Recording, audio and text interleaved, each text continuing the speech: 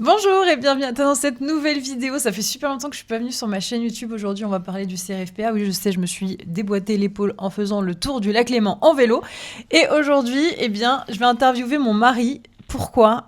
Parce que c'est le témoin de mon CRFPA. Bon, tu veux te présenter ou je te présente ? Gabriel, son mari. Son mari depuis 5 ans. 5 ans, c'est bien.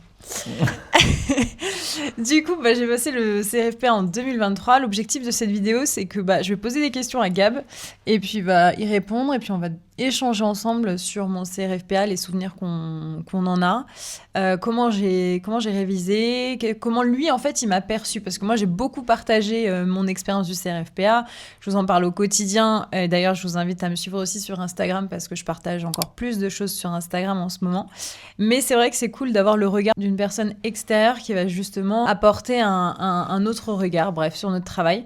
Donc c'est l'objet de cette vidéo et je pense que ça va nous permettre d'avoir pas mal d'informations supplémentaires. C'est parti. Du coup, Par où tu veux commencer ? c'est compliqué. Le CRFA, c'est C'est tellement toi qui un gros poses les truc. questions. Oui. Je suis l'interviewé. C'est compliqué. La question qu'on me pose souvent, et j'ai déjà répondu personnellement, mais quel est ton regard là-dessus ? Quand est-ce que vraiment je me suis décidée à passer le CRFPA ? Est-ce que est-ce que tu te souviens du moment où je me suis vraiment lancée dans cet examen ? Déjà, je me souviens que c'était après ton inscription. Ok. C'est-à-dire que tu étais déjà inscrite, que tu n'étais pas encore très motivée. Ouais. Et c'est après ton inscription qu'à un moment, tu t'es motivée. Mhm. Parce que le projet de devenir avocat, c'est arrivé que au début des révisions, en fait. Oui, alors c'est vrai que ce que tu dis, c'est pas faux. Alors moi, je me suis inscrite 2 fois au CRFPA. Il faut quand même le savoir. La première fois, c'est en 2022, mais ensuite, j'ai redoublé en Master 1, donc je pouvais plus le passer. Mais pareil, quand je m'étais inscrite, c'était parce que je voulais me permettre d'avoir cette possibilité-là. Et ensuite, en 2023, quand je me suis inscrite, effectivement, j'étais pas très motivée. Enfin, c'est pas que j'étais pas motivée, mais j'ai jamais eu le souhait profond d'être avocat.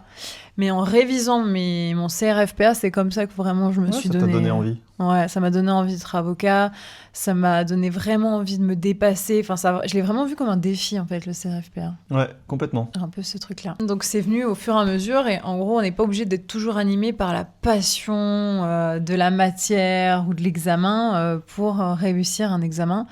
Il suffit surtout d'avoir la motivation et l'envie d'aller, de se prouver qu'on est capable de réussir. Comment est-ce que toi t'as perçu ma manière de réviser le CRFPA ? Qu'est-ce que tu retiens ? C'est large comme question. T'as pas des questions plus précises ? Euh, C'est super vague, je pourrais parler pendant 1 heure. Non, mais si tu devais décrire à une personne la manière dont je révisais le CRFPA en un point vraiment qui t'a marqué peut-être. Le point principal, c'était le côté une épreuve chaque jour de la semaine, à l'identique de la semaine de l'examen. Ok. C'est-à-dire dans le même ordre que les épreuves se déroulent pendant les 4 jours de la semaine, et tu faisais la même chose lundi, mardi, mercredi, jeudi, et ce en condition d'examen à chaque fois. Ouais. C'est-à-dire sur une chaise pas confortable, sur une petite table avec un stylo qui sera ton stylo d'examen le jour J. Ouais, c'est vrai. Et en respectant les temps Ouais. d'examen. Et c'était quoi la dernière chose ? C'est le choix des sujets. Ouais. En choisissant aléatoirement tes sujets, voire même en allant chercher plus loin, en prenant que des sujets que tu n'aimais pas. Ouais, c'est vrai. Et ça, sur le papier, ça me semblait être sur une stratégie hyper logique, bien que dure et pas facile de se mettre dedans à faire ça. Mais effectivement, en fait, le fait est que tu as tellement répété 2 fois le cycle CRFPA avec des sujets que tu n'aimais pas, avec les conditions, que le jour J, c'était presque une formalité. Alors, il y avait évidemment du stress d'examen. Ouais, bien sûr. C'est vrai que je me suis énormément entraînée, et j'ai énormément entraîné ma capacité à être surpris par un sujet. C'est moi qui devais choisir. Donc c'était toi qui choisissais en fonction de ce que... Enfin, Gabriel, il est ingénieur, donc il fait pas de droit, il connaît pas forcément les chapitres qui peuvent être un peu plus épineux que d'autres. Ou alors je choisissais carrément celui qui, moi, me donnait pas envie quand t'étais pas là, ou que, je pouvais pas te solliciter. Et en fait, le jour de l'examen, c'est exactement ça qui se passe. C'est-à-dire qu'on tombe sur un sujet, qu'on aime ou qu'on n'aime pas, de toute manière, il tombe. Et pourquoi est-ce qu'on est stressé par le CRFPA ? Parce qu'on a peur de tomber sur un sujet sur lequel, qu'on maîtrise pas. Donc c'est exactement de cette manière que j'ai révisé. J'ai pris que des sujets que j'avais pas révisés, que je connaissais pas, qui me faisaient peur, qui ne me parlaient pas, parce que le jour J ça pouvait m'arriver et je voulais pas paniquer. Je voulais vraiment me souvenir de ma posture quand j'ouvre un sujet qui ne me parle pas. Et je pense que ça vraiment ça a joué à 60% sur mon CRFPA. Je pourrais pas vraiment donner de pourcentage, mais pour moi oui c'est toute la stratégie que tu as mis en place qui était réfléchi et je trouve intelligemment structuré, bien que je pense que c'est dur de se lancer dans cette stratégie et de l'appliquer parce que c'est pas la stratégie la plus fun. Ouais, c'est ça. C'est pas la stratégie qui... Elle est pas instinctive. Elle est pas instinctive, elle est pas forcément motivante dans le sens où tu te prends, je pense, plus de bâches. Ouais. Et c'est plus dur au début. Donc tu dois passer la vague de toutes les premières épreuves, surtout que si on rajoute le sujet, de pas réviser un sujet avant de... Tu choisissais un thème et tu l'attaquais sans savoir si ce thème tu le savais ou pas. Oui, ça c'est important de le préciser. C'est-à-dire que c'est pas juste je prenais des sujets que je connaissais pas ou que Gab choisissait pour moi. C'est que je ne révisais. Je n'ai jamais appris mon cours pour le CRFPA avant de faire une épreuve. Et ça, c'est hyper important de le préciser. Tu n'apprenais que ce que tu n'avais pas compris et ce que du coup tu avais dans ta correction. Là, c'est là où avec ta prépa, c'était pas mal parce que ça te... La prépa d'Allos, du coup. Tu avais un délai de correction qui était court, ce qui disait que, je sais pas, 24-48 heures après, tu recevais ta copie corrigée. Ce qui fait que, globalement, en fin de semaine, tu avais tes 4 copies de la semaine à corriger, que tu reprenais tranquillement le week-end. Et c'est vrai que, du coup, tu avais vraiment ce delta entre les deux. C'est vraiment le « j'apprends pas, j'essaye beaucoup avec le code ». Et ça, je pense que c'est aussi une des clés, c'est le côté apprendre à se débrouiller avec le code comme un outil, savoir l'utiliser et pour aller plus loin. Et surtout, savoir se débrouiller sans les connaissances, entre guillemets. Ouais, ça, c'est savoir, oui, parce que le jour J, on peut tomber sur un truc sur lequel on a fait une impasse, tu vois, ou juste on a oublié de le réviser. Enfin, même le sujet de l'impasse, ça signifie que on a révisé ou travaillé son cours sur certains secteurs et pas sur d'autres. Ouais. Du coup, je trouve que toi, vu que tu n'apprenais pas le sujet de l'impasse, ça ne fonctionne pas parce que tu t'es entraîné... Je m'en fichais sur quoi je tombais, je savais même pas... Il y avait des trucs, je ne savais même pas que c'était dans le programme en soi. Enfin, je connaissais les grandes lignes du programme quand même, mais c'est vrai que je n'étais pas en mode, là, je vais voir le chapitre machin. Parce que je partais du principe qu'on pouvait tomber sur n'importe quoi et qu'on pouvait nous déstabiliser parce que c'est pas la première fois qu'au CRFPA, on tombe sur un sujet qui est à la limite du programme, je mets des guillemets. Mais justement, si tu travailles sans programme, du coup, pour toi, ça n'est pas considéré comme étant un truc hors programme. C'est un thème sur lequel on peut tomber, point. Donc, c'est vrai que ça joue énormément sur ta posture le jour de l'examen, d'être réactif face à l'imprévu, quoi. Oui, parce que le programme est trop vaste pour être maîtrisé dans son ensemble. Alors que finalement, il vaut mieux s'entraîner à être un peu... comment dire, j'aurais envie de dire d'avoir le cerveau réactif et de se dire ok, avec ce que je ne sais pas, avec ce que je sais, qu'est-ce que je fais dans cette situation, plutôt que chercher à maîtriser chaque domaine en mode sur ce chapitre je sais tout ce qu'il faut dire, sur ce chapitre je sais tout ce qu'il faut dire. Disons qu'avec le programme du CRFPA il est trop vaste, ce qui fait que ce serait trop compliqué. Ouais. C'est clair. Autre question, est-ce que je prenais des pauses ? Quel est ton regard sur la durée de mon travail dans la semaine, dans la journée ? Alors, tu faisais tes épreuves le matin, si je ne me trompe pas ? Ouais, je pense que ça dépendait. Ça dépendait ? Peut-être plus le matin. J'étais au travail, du coup, je ne le voyais pas. Vrai. Mais je sais que tu faisais ton épreuve d'une traite. Ouais. Tu faisais jamais une épreuve de 4 heures que je fais en 2 fois 2 heures. Tu faisais toujours d'une traite. Ça ne veut pas dire que tu avais toujours besoin du temps entier.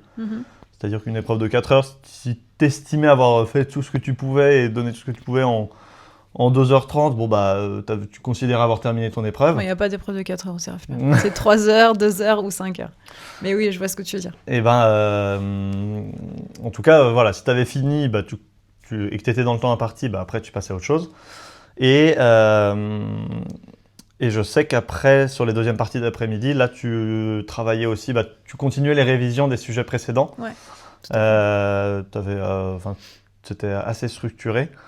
Et par contre, pour tout ce qui est pause, alors il y avait vraiment 2 temps. Il y avait le temps, j'ai envie de dire, d'après-épreuve plutôt pour ton midi, où tu jouais à Mario Bros. Ouais, de ouf.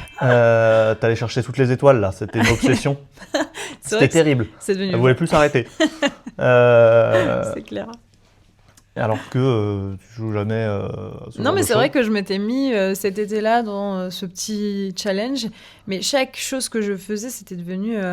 En fait, je me disais que ça entraînait ma capacité de combativité en moi pour le CRFPA. C'est bizarre, mais tout ce que je faisais, tout ce que je lisais, je le voyais vraiment en mode t'es en train de forger ton mental. Et ce petit truc Mario Bros pour aller chercher les étoiles et je galérais et tout. Vraiment, je le prenais de manière très sérieuse en mode c'est ta résilience, c'est ta combativité, c'est ta logique, c'est ta réactivité. Enfin, c'est plein de choses et ça pourra t'aider pour le CRFPA. Et ce qu'il faut rappeler, c'est quand même qu'on était au Canada. Ouais. Pendant quasiment 90% de ta préparation. Ouais, c'était trop bien. Et souvent aussi, ta deuxième pause de la journée, c'était le soir, fin de journée. Ouais. On se retrouvait en ville, soit pour aller au restaurant, boire un verre, ou aller au parc d'attractions à Montréal. On avait pris le pass, du coup, on y allait tout le temps. C'était trop bien. Et, d'ailleurs, je vous ai tout vlogué. Hein. Vous avez tout sur ma chaîne YouTube, vous avez toutes mes vidéos de vlogs sur le CRFPA. Tous les 15 jours, je sortais quand même une vidéo où j'expliquais mes révisions. Et comme ça, je pense que c'est, entre guillemets, évidemment, le fait de réviser au Canada, d'être loin, dans une sorte de voyage pour réviser, je pense que c'est forcément pas possible pour tout le monde. Mais nous, en tout cas, dans ce cadre, je pense que l'avantage que ça a donné, c'est que dès que tu voulais t'évader et penser à autre chose, quand on allait se balader au centre-ville de Montréal en fin de journée, du coup, tu étais vraiment ailleurs et du coup, ça permettait vraiment de changer d'air, même si, on va pas se mentir, on parlait CRFPA tout le temps. Ouais, c'est vrai. Ouais, c'est vrai qu'on parlait tout le temps stratégie, notes, réflexion, parcours, enfin... Du coup, j'en viens, moi, à avoir ma réflexion sur ça. C'est que j'ai eu aussi la chance de partager cet examen à 100% avec mon mari, enfin avec toi. Et je pense qu'il n'y a pas beaucoup... je pense que ça a énormément joué sur ma réussite aussi. C'est que je pouvais en parler librement tout le temps, sans que tu me dises à la fin, vas-y, on parle à autre chose. Enfin, bien sûr qu'on pouvait parler de d'autres sujets. Hein, on ne parlait pas d'autres sujets, en vrai. Mais si, arrête. Non, mais on a parlé d'autres choses. Ça, par contre, ça a vraiment pris le gros de notre été. Bien sûr. Moi, je n'étais pas dans les révisions. Mais par contre, dans notre quotidien, c'était quand même très ancré. Ouais. Déjà parce qu'on avait une valise entière de CRFPA. C'est vrai. Je ne sais plus combien de kilos, mais c'était affolant. Ouais, c'était très lourd. Comment est-ce que j'ai fait pour garder une bonne forme physique et mentale, d'après toi ? Déjà, on faisait de grosses nuits. On est rentré quand même dans un rythme très routinier, pas au sens péjoratif du terme, mais vraiment, c'était très, très cyclique et toutes nos semaines se ressemblaient. Ouais. Moi, j'étais en stage en centre-ville, donc j'avais une semaine de travail classique. Et c'est vrai que déjà, on avait quand même ce cadre très cyclique qui, je pense, fonctionne assez bien dans un cadre de révision qui est quand même assez intense. On compare souvent ça à une préparation marathon, ce genre de choses, où ça demande d'être discipliné, d'être régulier. Et cette régularité, je trouve que peut-être que ça ne correspond pas à tout le monde, mais le côté routinier, en tout cas une routine confortable dans laquelle on se sent bien, ça permet, je pense, d'aider à mettre un cadre dans lequel on a envie d'y être. Donc ça, c'était une première chose. Ensuite, je sais que on dormait bien. Franchement, au Canada, on dormait bien. C'est bête, mais il y avait beaucoup d'orages et c'était hyper apaisant. Ouais, de ouf. Mais je sais aussi que tu faisais des siestes parfois quand on avait besoin. Ouais, c'est vrai que je dormais. J'écoutais beaucoup mon corps en fait. Quand j'étais fatiguée, je dormais quoi. Ouais, c'est ça. Et comme tu faisais tes épreuves majoritairement le matin, si après le déjeuner, après ton épreuve, tu étais fatigué, tu avais déjà rempli une case importante de la journée. C'est ça, ouais.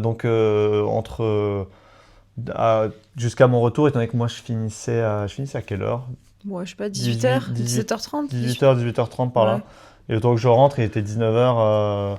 Donc toi, tu avais vraiment le temps de balayer tout ton après-midi après ça. Et puis il y avait le fait qu'on était allé au Canada avec nos animaux, qui fait que juste sortir notre chien, c'était déjà une activité en plus. Ouais. matin et soir, surtout que là où on habitait, il y avait vraiment des grands espaces. Alors, je pense surtout qu'il y avait aussi notre œil français qui découvrons la vie canadienne, ce qui faisait que se balader dans les quartiers où on habitait, c'était super plaisant et on faisait des grandes balades avec notre chien et c'était trop bien. Après, il y avait aussi ce qu'on regardait le soir aussi. Ah oui, oh là qui nous a beaucoup on a regardé l'intégralité de Suits, ça c'était quelque chose. Et ça m'a motivé de ouf. On a beaucoup consommé, parce que je sais pas combien d'épisodes il y a au total, mais nous on était à fond. Là. Quand on regarde, je vous mets le chiffre juste là. Parce que on a fini Suits un tout petit peu après les écrits. Ouais. Je crois en septembre. Oui, parce qu'à un moment, du coup, on a dû s'arrêter. C'était difficile de reprendre parce que Suits, il se passe tellement de choses. C'est quand même assez. Enfin, c'est long, quoi. Et on a eu du mal à reprendre parce que tu sais, on savait plus trop ce qu'on. Et puis il y a une saison où. Bah, il y a le départ de comment elle s'appelle. Meghan. Non, mais Meghan, c'est l'actrice. Oui, mais c'est pas grave. Les gens, ils vont comprendre. Ouais. C'est pas grave. Et bah, après le départ de la série de Meghan, effectivement, la dernière, on a mis un peu... en fait, il manque les 2 acteurs qu'on aime le plus de toute la série, du coup... Ouais. Donc ça, c'est vrai que regarder une série qui parle de, justement, l'avocature, moi, forcément, ça m'a énormément motivée. Et ça... C'était pas n'importe quelle série, quoi. C'était pas Stranger Things, quoi. Il y avait vraiment ce thème qui me... Il y avait un truc côté juridique, le côté grandes affaires, le côté complot, le côté défendre les causes justes. Puis le côté qui fait un peu rêver, le côté New York, le côté grand cabinet, grand bureau avec vue. Ouais, c'est clair. Autre question. Il y a des moments où j'ai craqué, où j'ai voulu abandonner. Alors... Craquer, oui, 1000. Je dirais même... franchement, souvent. Ouais. Très souvent. Enfin, je veux dire, je veux pas... Après, je suis comme ça de manière générale. Oui, mais... Je suis comme ça de manière générale. Hein. Oui, c'est vrai. Avec mes boîtes, une fois par semaine, je pleure. Hein, donc, là, je pense que c'était un peu plus qu'une fois par semaine. Peut-être. C'était peut-être 2 fois par semaine. Ah ouais. Que tu craquais. Mais c'était pas craquer en mode j'abandonne. T'as jamais craqué en mode j'abandonne. Quand tu craquais, c'était dans des discussions, c'était suite à une mauvaise note, c'était des trucs où tu te disais, où tu pouvais sortir la phrase. Non, je sais même pas si t'as sorti la phrase je vais jamais y arriver ou un truc comme ça. Ah, je pue quand même. Peut-être que tu as sorti, c'est le genre de phrase que je peux dire. Mais c'est le max de ton abandon de sortir cette phrase-là. Oui. C'est-à-dire que t'as jamais. On peut être découragé sans abandonner. Dire je vais jamais y arriver, ça veut pas dire que j'abandonne. C'est trop dur, dire j'y arriverai pas, dire douter en fait. Ouais.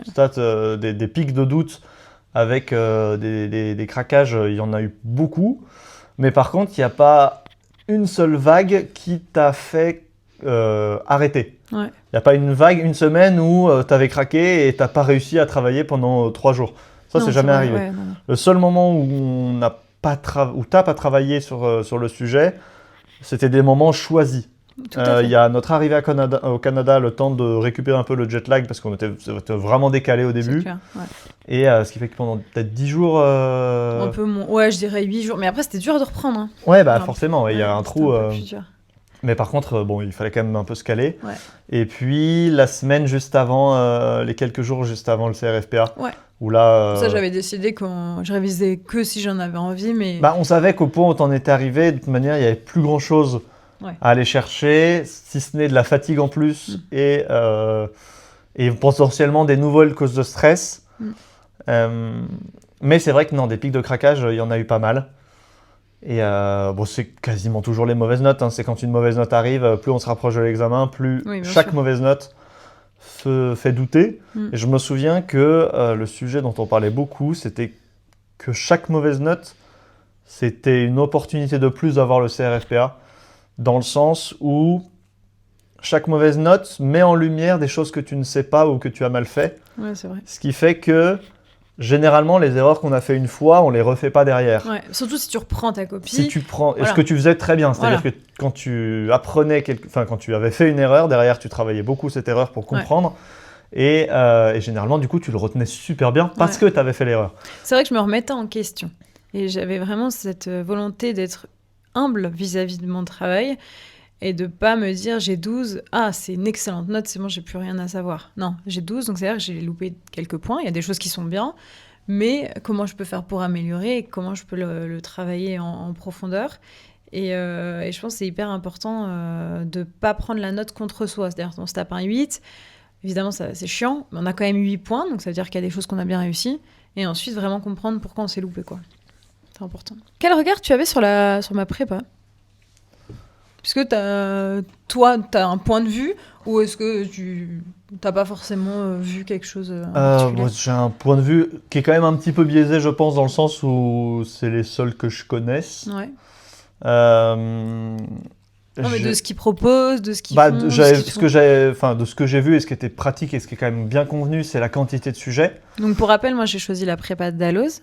La quantité de sujets dispo qui t'a permis en fait de faire quand je dis sujets, c'est sujets avec correction de la part de la prépa. Ouais. Ce qui t'a permis d'en faire 4 par semaine pendant 13 semaines au total. Ouais, c'est ça.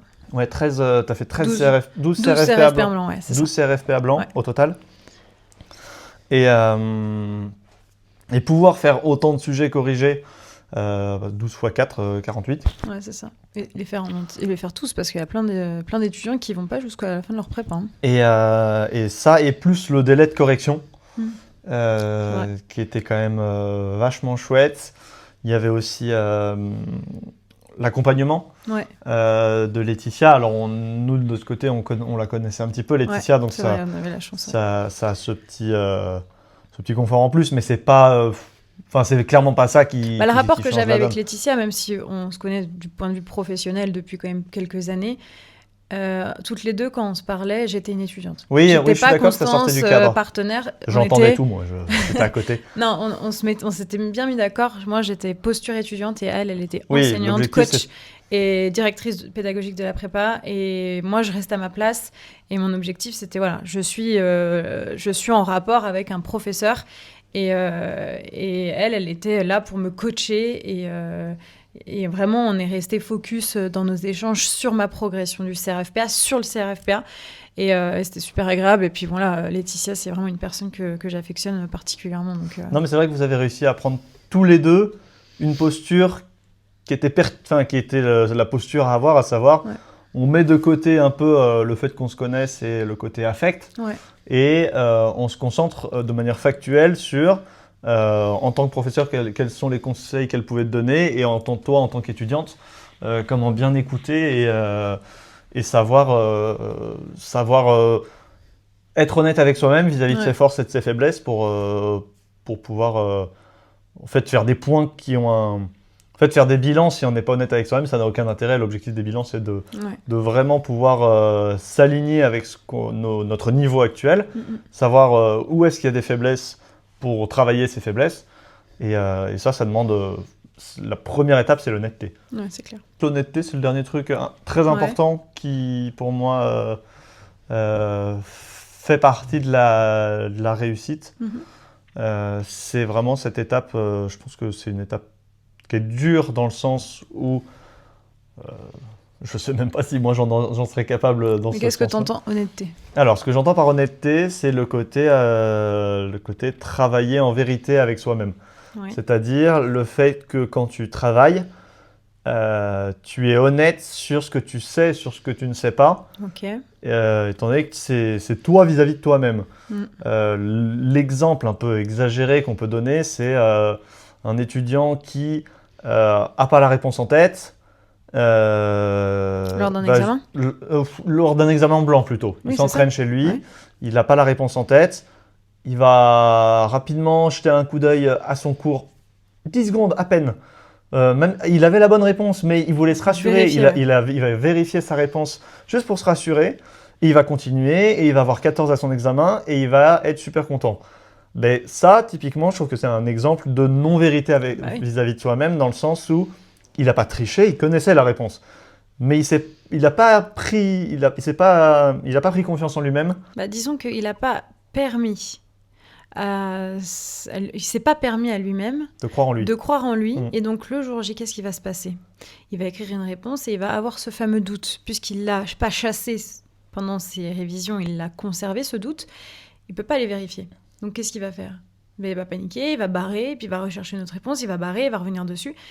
Et en fait, ne pas être capable de faire un choix quand tu fais ton cas pratique et te tenir à ce choix, et ben, tu peux aller tout droit dans le mur. Parce que justement, quand tu fais un cas pratique, tu dois faire un choix stratégique, tu dois faire un choix juridique sur quel fondement tu veux te baser. Et il faut entraîner sa capacité à se faire confiance et à faire des choix. Et se rappeler que voilà, je me suis entraînée à faire des choix, à tenir ce choix. Parfois ça passe, parfois ça ne passe pas. Parce que si tu es toujours en train d'aller vérifier à droite à gauche si ou pas tu as raison et que la majorité du temps tu as raison, en fait tu as laissé survivre ce doute et ce petit coup d'œil qui est très traître. Parce que même si ça t'empêche pas d'avoir raison à ton premier raisonnement, ça t'empêche d'avoir confiance en toi. Ouais, et ça va aussi sur le côté remise en question, notamment sur la capacité à, si on voit qu'on ne progresse pas bien ou qu'on n'arrive pas à avancer dans nos révisions sur l'ensemble après plusieurs semaines, on peut vraiment se demander est-ce que je travaille bien ? Et pour répondre à la question est-ce que je travaille bien, il faut encore une fois être capable d'être honnête avec soi-même sur le fait que c'est pas parce qu'on s'est mis toute la journée à notre bureau devant notre cours qu'on travaille efficacement. Enfin, savoir avoir un regard critique, ça veut pas dire qu'on se rabaisse, mais ça veut vraiment dire qu'on analyse avec pertinence ce qu'on est pour pouvoir vraiment travailler ce qu'on est. On a des défauts et il faut les mettre on pourrait très bien se dire moi c'est dommage, mais j'ai souvent tendance à regarder un peu dans mon cours pour vérifier ce que ça me stresse. Le moment où tu arriveras à le verbaliser, déjà tu commenceras à le corriger. Et c'est hyper important de se remettre face à soi-même et se dire j'ai ce défaut là. Fais ce constat, c'est pas grave, c'est pas parce que tu affirmes avoir un défaut que tu vas le garder tout au long de tes révisions. Mais c'est quand tu mettras les mots dessus que du coup, tu commenceras à progresser. Ça, je pense que c'est très important. C'est-à-dire qu'on a tendance je pense qu'on a tendance à vouloir cacher ses faiblesses. Oui, c'est ça, se mettre dans le déni un peu. Pour laisser apparent que la partie réussite, c'est-à-dire cet examen, je l'ai bien réussi, cet exercice, j'ai eu une bonne note parce que j'ai bien répondu à ça. Mais finalement, c'est tout l'autre versant qui est le plus important, à savoir qu'est-ce qu'on n'a pas réussi, quelles sont nos faiblesses. Et c'est là-dessus qu'il faut le plus travailler, mais pour ça demande d'être capable d'aller l'affronter, en fait. Tout à fait. Et c'est pas une démarche qui est facile, par contre, je pense qu'elle fait une grosse différence à l'approche de l'examen. Ouais. Ok, et je pense que... Point de bascule sujet examen, là. Sur le moment du CRFPA. Ouais, non, tu voulais autre chose. Ce sera peut-être pour une partie 2. Oh, waouh. On a balayé pas mal de choses. Je suis payé combien? T'es pas payé, t'es mon mari. Il est fou, lui. Partie 2, carrément. Je pense qu'on a déjà balayé pas mal de thèmes. Je pense que ce qui peut être pas mal, c'est que si vous avez des questions, vous les mettez en commentaire. Et si vous voulez une partie 2, vous le mettez aussi en commentaire. C'était les révisions. Mais là, c'était vraiment sur les révisions. Et ensuite, on pourrait aborder vraiment la semaine de l'examen, comment je l'ai vécu. Parce que Gabriel, c'était le premier que j'appelais en sortie d'examen. Voilà. Et puis ensuite, grand oral. Ouais. Important, choix de l'école des avocats. Puis on pourra même faire une partie 3 sur l'école des avocats. Si vous êtes sage. Donc, merci d'avoir écouté cette vidéo. N'hésite pas à t'abonner. Vous bénéficiez de moins 10% avec le code Constance10 chez la prépa Dalloz, la prépa que j'ai choisie pour passer le CRFPA. Vous avez tout en description de cette vidéo. Merci Gab d'avoir participé à cette vidéo, de ton regard critique. It's a pleasure. Et puis on se donne rendez-vous dans une partie 2 où on parlera carrément de la semaine du CRFPA qui sortira, je pense, pour juillet. Comme ça, on vous suit un petit peu tout au long de vos révisions. Donnez tout, croyez en vous. Et puis on se dit à très bientôt. Salut. À bientôt.